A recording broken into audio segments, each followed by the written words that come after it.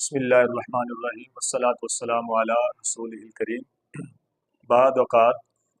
بارش وغیرہ میں نہایا جاتا ہے یا ٹیوب ویل وغیرہ یا نلکے وغیرہ پہ نہائیں، اس میں یہ احتیاط ضروری ہے کہ جہاں اور دیکھنے والے لوگ موجود ہوں، آپ کے جو ستر کا حصہ ہے وہ ڈھکا ہونا چاہیے۔ ناف سے لے کے گھٹنے کے نیچے تک جو مرد کا ستر ہے، اس کا دوسرے لوگوں کے سامنے ظاہر کرنا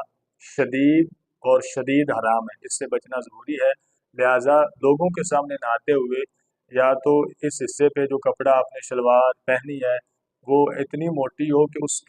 اس میں آپ کی رانوں وغیرہ کی رنگت دوسروں کے سامنے ظاہر نہ ہونے پائے، یا آپ چادر اتنی موٹی باندھ لیں یا 2-3 چادریں باندھ لیں جس سے دوسروں کے سامنے ستر ظاہر نہ ہو۔ ستر میں یہ ضروری نہیں کہ آپ کا کپڑا وہاں پہ جسم پہ نہیں، اگر آپ نے باریک کپڑا پہنا ہے جس سے